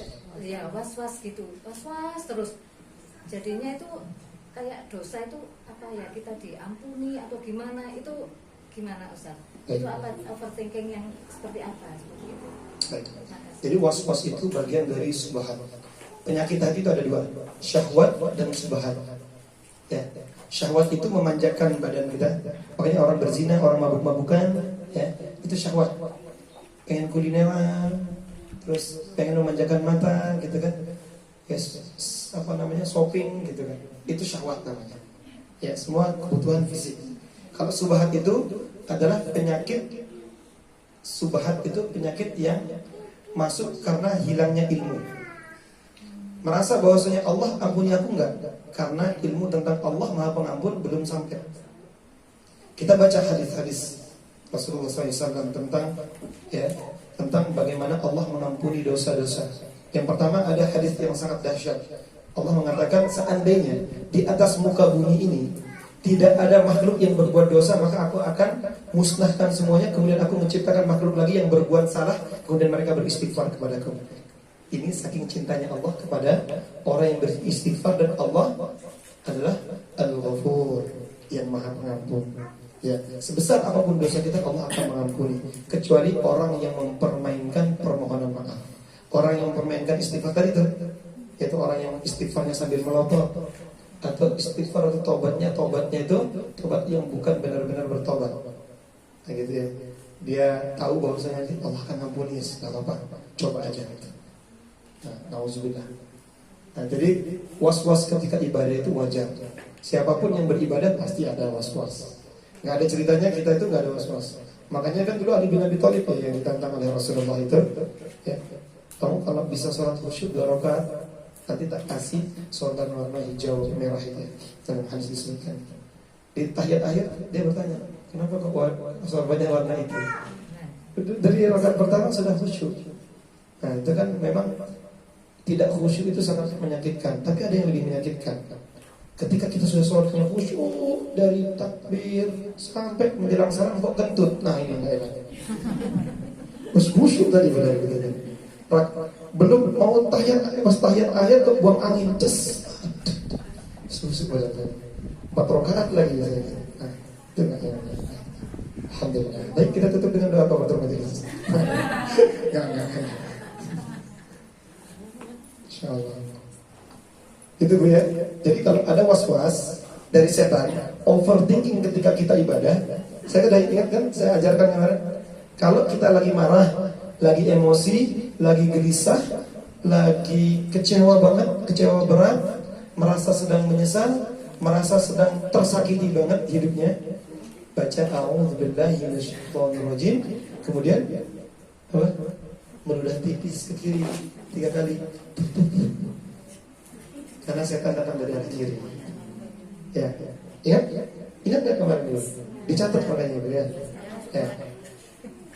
3 keadaan yang diajarkan oleh Rasulullah sunnah dalam membaca ta'awudz. Yang pertama, ketika kita sholat nggak bisa khusyuk, ide kreatif muncul pas sholat, gitu kan? Oh, habis ini aku mau datang kajian, pakai jilbab yang mana ya? Nanti tak setrika gamisku yang mana ya? Tadi buatkan taruh di mana ya? Jadi sudah merencanakan, lagi sholat subuh mau datang kajian, nanti direncanakan pesannya. Nanti kira-kira, oh nanti temanya ini, nanti kira-kira aku mau tanya ini. Nanti aku bertanya apa ya? Kemarin tuh aku punya pertanyaan. Dia tanyakan itu di dalam sholatnya, biar ngantuk ibu. Kayak gitu. Itu baca a'udzubillahi minasyaitonirrajim, meludah kiri 3 kali. Jadi cara meludahnya itu yang diajarkan ketika sholat, a'udzubillahi minasyaitonirrajim, udah tidak aja. Syarat aja ke kiri 3 kali. Ya. Kemudian yang kedua, ketika kita tertidur, kemudian mimpi buruk, dan mimpi buruknya itu sampai membuat kita terbangun, maka saat terbangun langsung baca a'udzubillahi minasyaitonirrajim, udah ke kiri 3 kali.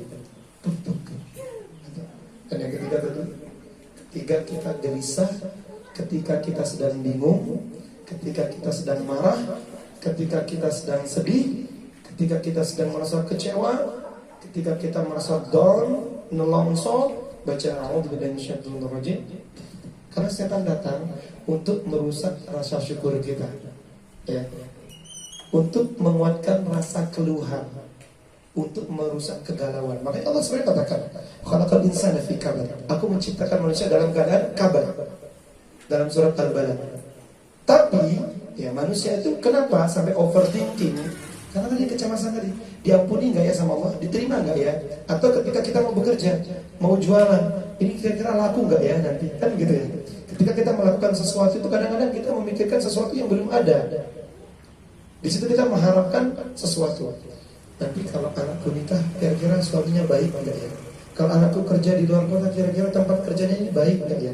Aman nggak ya? Kalau aku sekarang misalnya mau hajatan nih, gitu kan? Terus nanti tak buatin soto, kira-kira orang-orang senang nggak ya? Kan ada kecemasan, ada kekhawatiran kalau orang-orang nggak suka, begitu ya. Ada harapannya apapun yang kita lakukan itu akan dibalas dengan kebaikan. Ini yang membuat orang itu gampang patah hati. Maka dalam Islam dijelaskan, jangan mengharapkan sesuatu yang tidak jelas. Maka nikmati yang sudah jelas sekarang ada. Ya kan, yang jelas ada apa sekarang? Allah kasih suami. Suami kita gimana? Sehat? Sehat, alhamdulillah. Orangnya baik? Baik, alhamdulillah. Kita syukur itu. Orangnya misalnya kurang baik, ya, kalau ngomong mungkin agak kasar, maka kita syukuri. Alhamdulillah ala kulli hal. Ini cara Allah memberikan kita bantuan. Allah kalau memberikan bantuan kepada hambanya bukan dengan cara menghilangkan masalah. Ini kan saya sudah bilang, saya screen dari kerja ibu-ibu ini satu-satu. Wajah-wajah dan tatapan penuh tekanan gitu, ya, wajah-wajah penuh masalah semuanya gitu kan. Tadi lihat gitu kan dengan seksama ya, kan penuh masalah semuanya. Dan maka masalah itu Allah berikan pertolongan dengan cara apa? Dengan cara Allah kuatkan kita menghadapi masalah itu. Tidak langsung dihilangkan, karena Allah lebih tahu kebutuhan kita. Kebutuhan kita apa sekarang? Kebutuhan kita Allah hapuskan dosa-dosa kita. Karena Allah tahu koleksi dosa kita kan banyak. Jadi caranya gimana? Ya biarkan dulu, bersabar terhadap masalah itu untuk digugurkan dosa kita. Dosanya mungkin sudah habis, dihapuskan oleh Allah dengan masalah yang kemarin. Sekarang masih ada masalah lagi. Allah pengen kita itu nambah saldo pahala. Allah pengen angkat derajat kita, angkat derajat orang tua kita yang sudah meninggal.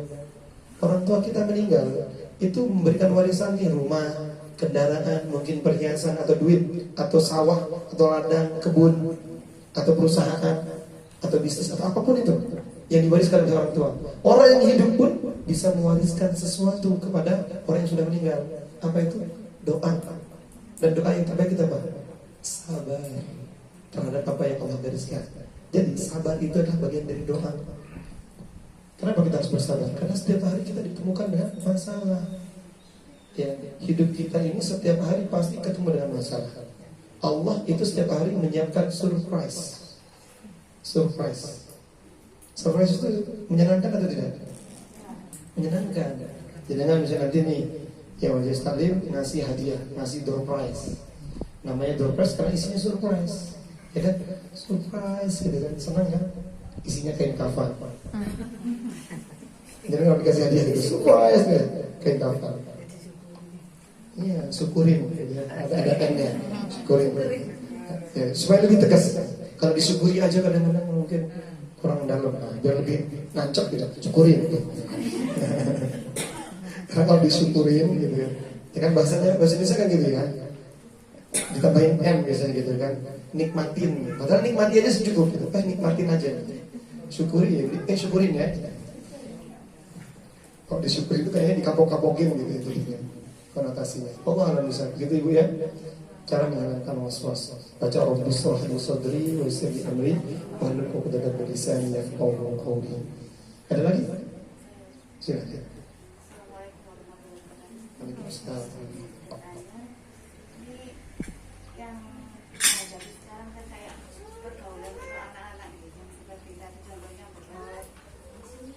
Yang di HP itu kan efeknya ada yang sempat kemarin tuh anak saya di grup WA itu ada yang ngirim stiker ada yang berhubungan, ada yang drawing seperti itu. Caranya gimana untuk menghapus memori yang pernah dilihat, akhirnya dia sudah lihat, dan akhirnya lagi nanti barang yang sudah dia usahakan, dia perjuangkan itu akhirnya nanti hilang itu. Insyaallah, ini pertanyaan bagus. Memang penyakitnya sekarang begitu, anak kecanduan game online, gadget ya. Bagaimana caranya? Semua permasalahan pada anak itu yang menguji siapa? Allah yang mengizinkan ujian itu datang. Ya kalau ujiannya, kalau jenengan kan dulu ya, kalau sekarang kan lampunya LED. Kalau kita dulu pakai Petromax ya, pakai lampu apa? Stroking gitu ya, stroking gitu kan dulu kalau ngaji malam-malam. Nah, zamannya sekarang sudah berubah dan jenengan ini adalah orang-orang yang menemukan masa yang luar biasa. Dulu pernah merasakan hidup yang serba keterbatasan, ya kan? Pernah merasakan di mana saatnya peralihan dari TV hitam putih ke berwarna. Orang kalau punya TV berwarna, wah TV-nya berwarna, bangga gitu kan. Dulu maling kan nyurinya TV, sekarang nggak ada lagi nyuri TV sekarang. Terus gotongan pas ambil. Itu juga orang udah malas gitu kan. Nilai itu tergerus. Tapi ada sesuatu yang sama. Permasalahan dari dulu. Ya, kalau ada masalah sama anak, yang pertama yang harus diperbaiki adalah orang tuanya. Yang pertama yang diperbaiki adalah bapaknya. Ya, bapaknya yang harus diperbaiki. Sering kali saya menemukan kasus anak kecanduan game online sampai kena judi online. Anak yang kena, kalau dulu warnet tahun 2006, 2009 ya, itu kan warnet dulu ya, tahun-tahun itu. Akhirnya anak-anak itu kan sampai nginep-nginep di warnet gitu kan. Kalau sekarang kan agak jarang kan anak yang, karena udah di rumah kan main game ya, sudah pindah ke rumah.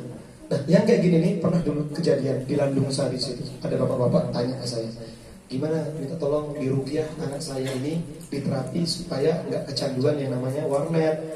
Semenjak dia di warnet itu, anaknya dulu waktu di pondok itu rajin sholatnya, pokoknya disiplin. Tapi sekarang berani melawan ke orang tua. Dan ngelawannya itu kasar. Dia nggak nyangka orang tua sampai kayak gitu. Jadi jangan tanya kalau masalah porno. Dia punya koleksi, dia punya hard disk itu 500 giga itu 100 giga itu isinya video porno dari semua negara itu. Bapaknya sama cerita, jangan kau tahu bang, jangan cek satu-satu. Ya kan saya ngecek satu-satu kan. Nah akhirnya gimana caranya? Saya tanya, bapak masih punya orang tua?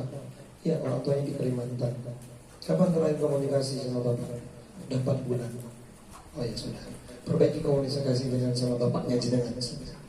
Jadi bapaknya anak yang nakal ini, perbaiki hubungannya dengan bapaknya. Apa yang terjadi? Berangsur-angsur anak ini jadi baik. Ya, diperbaiki dulu hubungan antara orang tua dengan Allah dan orang tua dengan orang tua.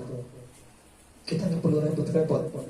Yang membolak-balikan hati itu Allah, bukan psikiater. Yang datang ke psikiater itu jelimet sendiri. Ya bukan berarti saya menafikan ya. Ya boleh-boleh saja, cuman ya bingung-bingung sendiri. Karena kalau jangan datang ke psikiater itu atau datang ke dokter itu, waduh saya GERD, anxiety nih gitu kan, mahnya akut. Apa kata dokter solusinya? Makanya jangan stres. Kan kita pengen nggak stres. Gimana caranya supaya nggak stres? Jangan stres katanya. Kalau Islam kan enak tuh solusinya. Ala bidzikrillah tatma'innul qulub. Ingat Allah. Caranya gimana? Lihat penciptaannya Allah. Kan begitu. Ada langkah-langkah praktis. Makanya tadi itu saya bilang, kalau sudah begitu itu, jadi diuji dengan yang seperti itu, mungkin intensitas komunikasi ibu bapak suami istri itu berkurang karena kesibukan. Bisa jadi dengan sama suami bisa jadi begitu. Atau suami dengan mertua masih ada bapak. Nah, mungkin ngerasa bahwasanya bapak sehat-sehat aja, ya sudah. Padahal kalau dia tanya, itu luar biasa. Orang tua itu nggak dikasih apa-apa, cuma ditanyain kabar, terus senangnya minta ampun. Sekarang dia punya anak kan ya, kok tiba-tiba anaknya jadi ngomongin jadi terus. Padahal dia serumah misalnya gitu. Dia pergi sekolah, bu ya apa? Sudah makan belum? Gimana kabarnya bu? Keadaannya gimana? Senang nggak? Kau perlu uang untuk bahagia itu. Ada perhatian dari anak kita, apalagi yang sudah sepuh, apalagi misalnya jangan punya mertua, laki-laki atau perempuan, itu hubungannya itu diperbaiki, jangan dengan mertua kita, dengan orang tua kita perbaiki. Anak itu nggak perlu kita atur. Soal itu anak itu mudah, karena kita serahkan anak itu ke Allah. Dengan cara apa? Kita tunjukkan, Allah, aku bisa bakti sama orang tuaku. Aku bisa nanya kabar, itu tuh bagian dari sesuatu yang sepele menurut orang, tapi orang tua itu kan di usia segitu kan lagi lucu-lucunya ya, butuh perhatian kayak bayi ya. Ya kan, lucu gitu kan. Dia kan habis ngasih uang, orang pikun itu lupa. Kamu kok gak ngasih uang, padahal baru habis dikasih. Dia lupa nama anaknya. Kamu siapa? Tapi kalau mau uang gak bisa lupa. Itu orang pikun yang gitu. Kok jangan cek semua orang pikun di atas muka bumi itu gak bisa lupa sama uang. Jadi kalau sama anaknya bisa lupa, sama istrinya lupa, sama suaminya dia lupa. Duit dia langsung sadar, tiba-tiba normal. Itu ya. Jadi nanti pertama kali diperbaiki itu adalah hubungan antara komunikasi kita dengan. Nah, tadi yang saya katakan, bapak-bapak tadi itu heran. Oh iya, berarti nggak perlu terapi anaknya. Nggak perlu. Jadi kalau ada masalah sama anak, yang butuh diterapi adalah bapaknya dulu. Al-Quran menyebutkan 17 kali interaksi itu antara bapak dengan anak, sedangkan yang ibu cuma 2 kali. Ada perbedaan pendapat ulama mengatakan 3 kali. Yang ketiga ini antara Maryam dengan anaknya atau Jibril dengan Nabi Isa. Ya. Maka 17 kali interaksi antara bapak dengan anak ini disebutkan dalam Al-Quran, menunjukkan bahwasanya perhatian bapak itu sangat lebih penting interaksinya. Tapi sekarang apa? Bapak-bapak itu banyak yang cuek. Ini dengerin bapak-bapak yang di rumah ya. Khusus untuk bapak-bapak, saya temukan banyak kasus penyimpangan seksual pada remaja, kena narkoba, hilangnya kepercayaan diri, hilang jati diri pada anak-anak, seks bebas, ya, kena LGBT, semua karena apa? Tidak dekatnya anak dengan bapak. Baik laki-laki maupun perempuan, khususnya di bawah usia 5 tahun, harus dekat. Dia mau main masak-masakan sama bapaknya. Hasilnya gimana? Anak itu nanti percaya diri. Lihat contohnya Rasulullah ketika lahir dalam keadaan yatim, yang asuh siapa? Kakeknya. Kakeknya meninggal, diasuh oleh pamannya. Tidak kurang orang-orang yang pintar bahasa Arab, orang yang akhlaknya baik dari kalangan perempuan. Bahkan ya, Siti Aminah sendiri masih hadir waktu itu. Ya, tapi yang mengasuh siapa? Kakeknya. Ya, terus pamannya. Ini pelajaran bahwasanya anak-anak ya, itu tidak akan rusak selama orang tuanya atau bapaknya itu gak rusak. Yang merusak generasi sekarang adalah ketika bapaknya belum selesai. Ini khususnya harusnya kajiannya untuk bapak-bapak, bukan ibu-ibu. Pas saya ngomong begini nanti jadi kompor makanya. Bahaya. Ini ada rekaman ya, direkam. Ya gitu. Jadi, tapi nanti jangan nasihatin suaminya, nggak akan masuk. Ya, sehebat apapun jangan mau berusaha melebokkan kata-kata itu ke suami, itu susah masuk. Ya, apa melebokkan, memasukkan. Ya, biar ada ya, karena nanti laki-laki itu fitrahnya adalah imam. Cara menasihati suami adalah dengan cara dia menasihati dirinya. Kasih diri caranya. Anaknya orang ini gini. Dia ternyata katanya tuh gak dekat sama bapaknya. Jenengan gimana? Oh iya, emang harus tuh nanti. Lah jenengan sama anak-anak, ya kan aku sibuk. Oh udah, kasih kesempatan lah gitu. Caranya sindir. Jangan langsung menjas. Pak, rokan tuh, dengerin tuh. Makanya kupingnya gak dipakai lah tadi. Ibu suami itu hati-hati ya. Dan benar kan, laki-laki kalau udah dipelototin, laki-laki itu, suami itu kalau udah dibentak sama perempuan itu mendadak goblok. Langsung pikun tuh suaminya gitu. Gitu. Jangan bilang gitu, tuh suami itu langsung bodoh. Aku siapa? Aku gimana? Aku siapa? Ya, makanya jangan bentak suaminya, kasihan. Makhluk lemah itu. Laki-laki itu makhluk lemah. Ya. Sejahat-jahatnya laki-laki itu lemah saja. Nggak bisa hidup tanpa perempuan. Ya. Makanya kalau perempuan kehilangan suami, meninggal suaminya kuat. Coba kalau laki-laki istrinya meninggal, oleh langsung pincang hidupnya dia. Benar. Dan Nabi Adam gimana ceritanya? Ketika di surga, semua kenikmatan surga itu nggak lengkap karena nggak ada Hawa. Bayangkan. Itu canggihnya Allah menciptakan perempuan, gitu. Paham ya? Jadi perempuan itu sangat dahsyat ya. Kita lihat ya, laki-laki yang dulu merasa tidak pede hidupnya ketika diuji dengan perempuan. Kenapa? Nabi Nuh dan Nabi Lut menjadi salah seorang nabi yang seorang rasul ya, yang dikatakan rasul yang utama karena dia juga diuji dengan istri-istrinya. Kan gitu. Nabi Nuh, Nabi Lut. Kita lihat itu semuanya. Rasulullah ya, tidak pernah merasakan kesedihan kecuali ketika kehilangan Khadijah. Gitu. Jadi begitu misalnya Bung Karno ya, ketika diuji dengan istrinya, itu semua pemimpin di dunia itu mesti diuji. Fir'aun itu sejahatnya Fir'aun, semua bayi harus dibunuh kalau dia lahirnya laki-laki. Terus istrinya bilang gitu kan, Asia bilang apa? Oh yang sotir jangan gitu kan. Istrinya itu yang ngerayu dulu kan, padahal dia jahat banget tuh kan. Semuanya dibunuh. Satu ini pengecualian karena istrinya gitu kan, karena perempuan. Ya, dulu Jerman tidak bisa dikalahkan kan, yang namanya Nazi, Hitler itu. Siapa yang bisa mengalahkan dulu? Dulu kan dia sebagai negara adidaya. Dia negara apa? Dengan perempuan. Hanya bunuh diri ya. Ya, kisahnya Romeo dan Juliet gitu. Dan perempuan, fitnah wanita itu kan sangat dahsyat. Ya, indah itu yang surat Yusuf ayat 25 itu. Jadi fitnah wanita itu sangat dahsyat. Itu dulu ya.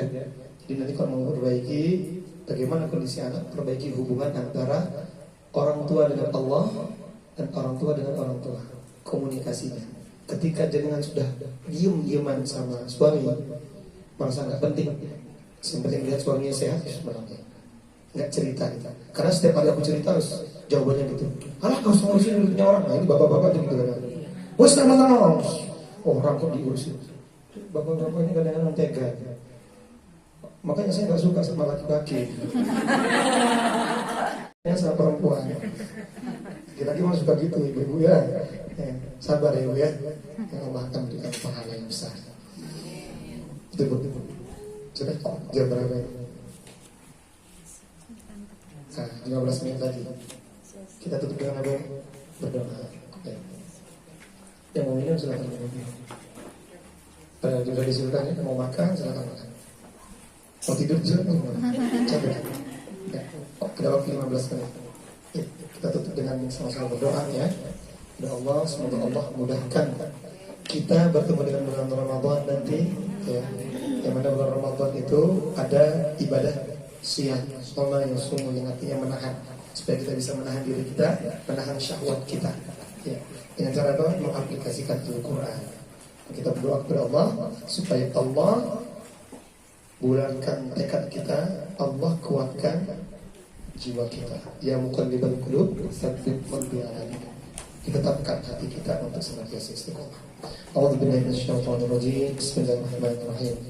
Alhamdulillahi rabbil alamin. Wassalatu wassalamu ala rasulil anbiya'i wal mursalin wa ala alihi wa sahbihi ajma'in. Allahumma ighfir li wa liwalidayya. Allahumma ighfir li wa liwalidayya.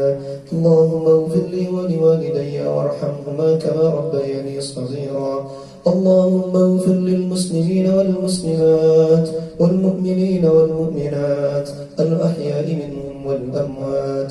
اللهم اغفر لنا ذنوبنا ولإخواننا الذين سبقونا بالإيمان ولا تجعل في قلوبنا غلا للذين آمنوا ربنا إنك رؤوف رحيم. ربنا ظلمنا أنفسنا وإن لم تغفر لنا وترحمنا لنكونن من الخاسرين. ربنا لا تؤاخذنا إن نسينا أو أخطأنا. ربنا ولا تحمل علينا إصرا كما حملته على الذين من قبلنا. ربنا ولا تحملنا ما لا طاقة لنا به واعف عنا واغفر لنا وارحمنا أنت مولانا فانصرنا على القوم الكافرين فانصرنا على القوم الكافرين اللهم ادفع عنا الغلاء والبلاء والوباء والطاعون والفحشاء والمنكر والسيوف المختلفة والشدائد والمهن ما ظهر منها وما بطن من بلادنا هذا خاصة ومن بلدان المسلمين عامة إنك على كل شيء قدير ربنا آتنا من لدنك رحمة وهيئ لنا من أمرنا رشدا ربنا هب لنا من أزواجنا وذرياتنا قرة أعين واجعلنا للمتقين إماما اللهم أعز الإسلام والمسلمين وأذل الشرك والمشركين ودمر أعداءك أعداء الدين اللهم انصر الإخوان المسلمين المستضعفين في فلسطين اللهم انصر الإسلام والمجاهدين في فلسطين اللهم انصر الإسلام والمسلمين والمجاهدين في كل مكان ربنا آتنا في الدنيا حسنة وفي الآخرة حسنة وقنا عذاب النار سبحان ربك رب العزة عما يصفون وسلام على المرسلين والحمد لله رب العالمين. Kita tutup dengan membaca surah Al-Asr. Bismillahirrahmanirrahim. Wal 'asri innal insana lafi khusr illa alladhina amanu wa 'amilus shalihat wa tawassaw bil haqqi wa tawassaw bis sabr. Kemudian kita tutup dengan istighfar terbaik. Ini istighfar terbaik yaitu doa kafaratul majlis. Itu istighfar. Jadi setelah doa kafaratul majlis itu nggak perlu istighfar lagi sebenarnya. Itu sudah isinya istighfar. Kadang-kadang saya lihat majelis taklim, ya kita tutup dengan doa kafaratul majlis. Di situ, ya kita tutup lagi dengan istighfar 3 kali. Itu nggak perlu.